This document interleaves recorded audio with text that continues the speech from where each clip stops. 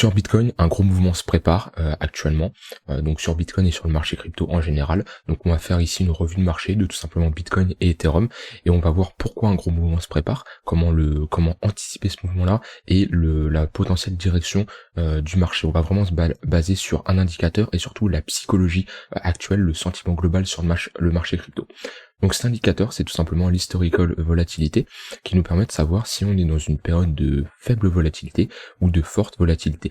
Et qu'est-ce qu'on voit? On est vraiment dans une période de faible volatilité avec on a une autre flash, donc c'est ici un flash quand le calcul, donc par rapport à nos données entre 0 et 100, on est sur une volatilité inférieure à 1, c'est tout simplement on a un flash violet et ça nous indique qu'un gros mouvement se prépare. Et à chaque fois qu'on a eu ce flash violet, ça nous a tout simplement préparé un gros mouvement. Voilà, ici on a eu un flash violet.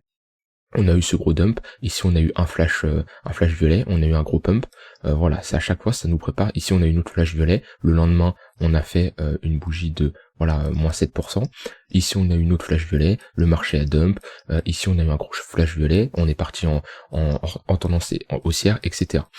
Et qu'est-ce qu'on constate? Ici, on a notre flash violet. Donc ça nous indique qu'on a une très faible volatilité et un gros mouvement se prépare. Alors il nous donne pas le sens de ce mouvement-là, mais il nous indique principalement un gros mouvement se prépare. Maintenant, moi, de mon point de vue, là on va se baser sur le sentiment psychologique global. Il y a énormément de gens qui attendent les 14 000 $.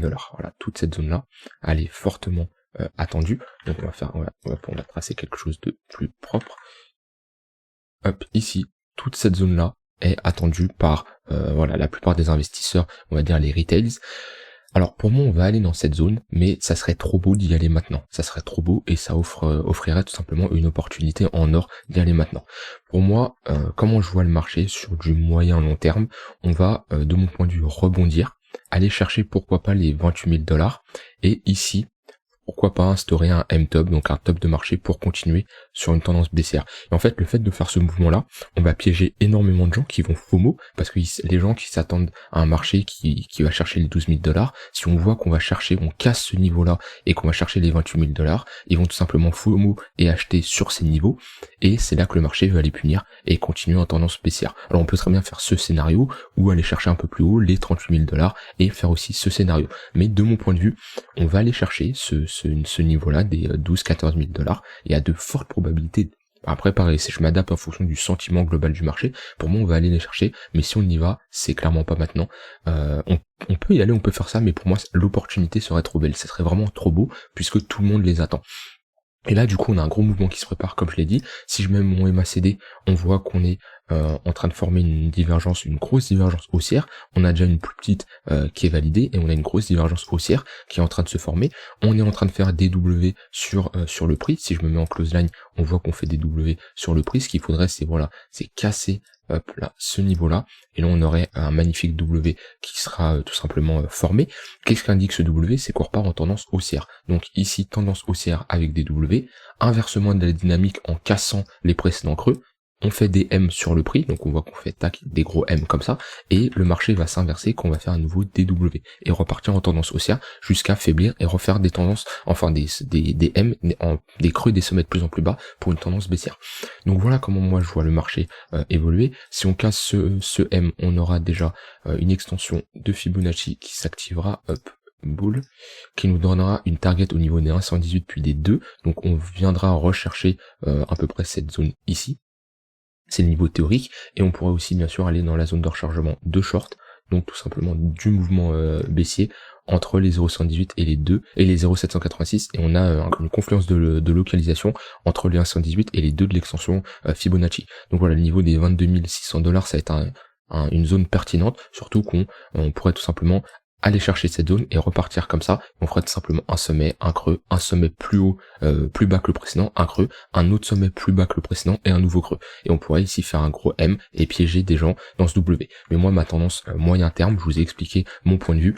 On va pour moi casser ce range là, former un W weekly ici, un énorme W qui va permettre de faire FOMO énormément de gens. Alors pour moi, on pourrait se positionner actuellement si on valide le W que j'ai indiqué. Donc voilà, si on valide ce W, on pourrait se positionner avec pourquoi pas voilà une position longue ici, le stop sous la structure, target déjà à minima le haut du range, donc les 25 000 $, on pourrait voilà avoir un risk reward de 2 points, c'est quelque chose qui peut clairement se faire. Et comme je l'ai dit, je vois aller retourner chercher cette zone, parce que ici on a toujours un déséquilibre de marché, donc une zone d'imbalance où le cours a dump trop violemment, et on doit combler des zones dans le volume profile, hein. Si je mets ici le volume profile, tac, on voit qu'on a des trous dans ce volume profile à venir combler.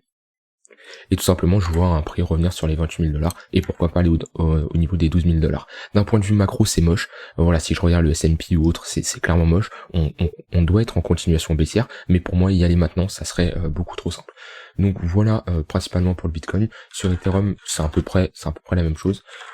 Là, j'ai une alerte. On va mettre cette charte plate. Hop, tac. En daily, on a une divergence haussière potentielle aussi. Tac. Qui est ici. On est retourné chercher sur le wake-up check du précédent W, le fait de revenir tester la ligne de coup. Donc je l'avais précisé dans d'autres vidéos qu'on aurait une opportunité ici d'entrer si on allait chercher cette ligne de coup. On est en train de consolider aussi, et on est en train de former un potentiel W daily. Donc voilà, tout simplement un creux, un sommet, un creux plus haut que le précédent, et il faudrait casser ce niveau-là, donc vraiment une clôture au-dessus de ce niveau-là, et on inverserait la tendance baissière. Parce qu'on voit qu'on fait ici sommet, creux, sommet, et là ce qu'on veut c'est un creux qui résiste au précédent creux, donc on fasse un creux plus haut, et ici qu'on casse ce niveau, et là on fera un sommet plus haut, on repartira dans une tendance haussière, et on pourrait tout simplement s'affranchir des précédents niveaux. Donc la première target déjà, ça serait de venir chercher les 0,78 de ce premier mouvement, donc et si on accepte de ces 0,78, donc si on n'a pas des vendeurs qui montrent des signes de retournement de tendance et qu'on a toujours des acheteurs présents, on pourra s'affranchir aussi des 0,118 de ce niveau-là, qui sont en confluence presque avec les 0,786, qui sera tout simplement notre deuxième zone de rechargement de short. Mais pareil, voilà, sur Ether, on est en avance sur le Bitcoin. Maintenant, la paire Ether-Bitcoin, voilà, Bitcoin surperformait l'Ether. Là, on est dans une zone un peu neutre. Voilà, Ether et Bitcoin font à peu près les mêmes pourcentages chaque jour en termes d'évolution. Mais voilà, sur Ether, si le Bitcoin va chercher les 28 000, on pourrait, lui, sur Ether, aller chercher les 2500 $, et continuer aussi notre continuation, donc on casserait à la hausse. Ici on pourrait instaurer un M-top pour une continuation baissière. Mais voilà mon scénario global, voilà ma vision globale. Il y a quelques semaines je n'avais pas cette vision là, parce qu'il y avait très peu de gens qui voyaient encore une opportunité sur les 12-14 000 $. Il n'y avait pas énormément de gens qui en parlaient, qu'on était voilà au niveau on était à peu près à ce niveau là, au niveau des 23 000 ici. Il y avait peu de gens qui en parlaient, mais et moi je voyais, pour moi on allait aller chercher ce scénario, mais là en fait faut savoir s'adapter, c'est comme ça, hein, dans un investisseur, un trader, il sait s'adapter, et de mon point de vue, il y a trop de gens qui attendent les 12-14 000, je le vois dans les commentaires YouTube, je le vois sur Twitter, les réseaux sociaux, et pour moi ça serait beaucoup trop simple d'y aller, et tout simplement, comme je l'ai dit, on pourrait tout simplement faire FOMO un maximum de gens, les piéger, et faire une continuation baissière comme ça. Voilà mon avis, je vous laisse partager votre avis dans les commentaires, sur quoi vous vous attendez dans les prochains jours, prochaines semaines, et voilà, s'il y a des choses que vous n'avez pas compris, d'un indicateur par exemple le nouveau que j'ai utilisé, vous n'avez pas l'habitude que je l'utilise, voilà, si vous voulez avoir plus d'informations, rejoignez le Discord, le lien est en description, et on parlera de tout ça. Voilà, je vous souhaite une très bonne fin de journée, et on se retrouve demain pour une prochaine vidéo.